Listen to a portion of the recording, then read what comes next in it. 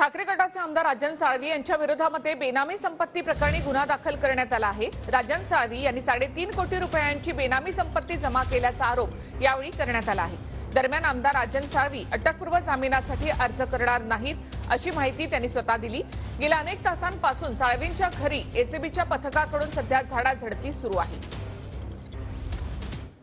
राजन साळवींवर 3.5 कोटींची बेनामी संपत्ती जमा केल्याचा आरोप आहे। ऑक्टोबर 2009 ते डिसेंबर 2022 दरम्यान ज्ञात उत्पन्नापेक्षा 118% जास्त बेनामी संपत्ती गोळा केल्याचा आरोप आहे।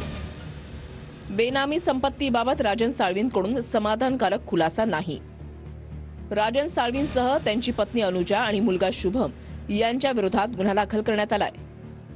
रत्नागिरी शहर पोलीस ठाण्यामध्ये भ्रष्टाचार प्रतिबंधक कायद्यानुसार या गुन्ह्याची नोंद करण्यात आली आहे। राजन साळवींच्या घरी एसीबीची धाड। सकाळी 9:15 वाजता एसीबीचे अधिकारी राजन साळवींच्या घरी दाखल झाले। मूळ घरी, राहत्या घरी तसंच भावाच्या घरी आणि हॉटेलमध्ये एसीबीने धाड टाकली। एसीबीच्या 17 अधिकाऱ्यांकडून घरी आणि हॉटेलमध्ये झाडाझडती सुरू झाली आहे। एसीबीच्या अधिकाऱ्यांकडून कागदपत्र आणि इतर साहित्यांची तपासणी केली जाते।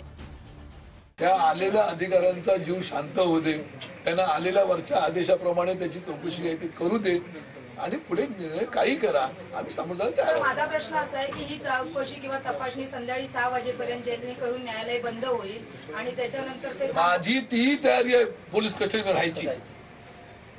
पोलीस कस्टडीत राहायची तयारी माझी आहे। बस त्या ज्या गोष्टीत ते तपासून पाहतात आहेत आणि त्या बाबतीमध्ये निश्चितपणे मदत नक्की करणार आहेतच। पण एक शिवसैनिक म्हणून सतत आमच्या पाठीशी मंडळी उभी राहिलेली आहे, त्यांना निश्चितपणे मी धन्यवाद देईन की एक माझ्या प्रेमापोटी, शिवसेनेच्या प्रेमापोटी ही सर्व मंडळी इथे आले। निश्चितपणे याचा मला समाधान आहे। मी चूक केलेली नाही, मी दोषी नाही, त्यामुळे मी समोर जाणार चौकशीला मी कुठेही अटकपूर्व जामिनासाठी अर्ज करणार नाही। मला घेऊन जाऊ दे, अटक करू दे, कोर्टासमोर सादर करू दे। न्यायदेवतेवर मला विश्वास आहे, न्यायदेवता मला निश्चितपणे जामिनावरती सोडेल हा मला विश्वास आहे। गटामध्ये जात नसेल म्हणून त्या अशा कारवाई करून मला दबाव टाकून प्रयत्न करत असतील, पण त्या दबावाला मी भीक घालत नाही।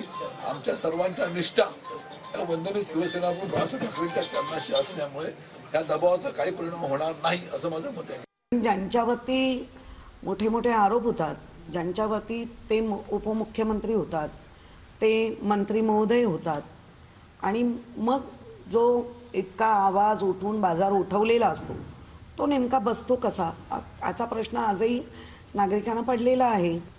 आणि नेमक्या फक्त शिवसेनेत जे उद्धव बाळासाहेब ठाकरे यांच्याबरोबर ठामपणे उभे आहेत त्यांच्याच मागे बरोबर यंत्रणा आहेत। राजन साळवींमध्ये गेल्या तुम्ही 1 वर्षापासून पाहत असाल की त्याच्यावर ही कारवाई होत आलेली आहे, चौकशा सुरू झालेल्या आहेत आणि तातडीने कधी कुणाला कोणतीही एजन्सी असते ते अटक करत नाही जोपर्यंत त्यांच्याकडे ठोस पुरावा येत नाही।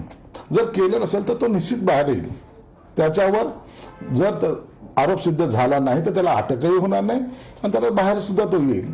पण जर काही केलं असेल तर मग त्याला कारवाई ही फेस करावी लागेल। ही कुणाला आसूड बुद्धीने केलेली कारवाई नाही। काल आमचे युवा सेनेचे सचिव सूरज चव्हाण यांना अटक करण्याचा अटक झाली। आज आपले राजन साळवी, खरं तर त्यांच्यावर एसीबीची गेल्या वर्षभर कारवाई चौकशी सुरू आहे आणि ह्याच्यावर यानाकालीन धाड या ठिकाणी टाकण्याचा प्रयत्न झाला। उद्या आमच्यावर हा प्रसंग येईल। आम्ही ठामपणे उद्धव बाळासाहेब ठाकरेंबरोबर जे शिवसैनिक आहोत ते ठामपणे उद्धव बाळासाहेब ठाकरेंबरोबर राहू। अनेक अडचणीला आम्ही ह्याही सामना दिला आणि येणाऱ्या काळामध्ये सुद्धा सामना देऊ आणि निश्चितपणे संपूर्ण महाराष्ट्र बघतोय ही लढाई आता महाराष्ट्राची उद्धव ठाकरेंची नाही, आमची नाही किंवा शिवसेनेची नाही, ही लढाई आता महाराष्ट्र विरुद्ध गुजरातच्या व्यापाऱ्यांची आहे आणि त्यामुळे या लढाईत आम्ही निश्चित जिंकू। कोणाकडे नोटा सापडताय, आता खोके म्हणणाऱ्यांच्याच घरी खोके सापडताय, त्याचा आमचा काय दोष आहे?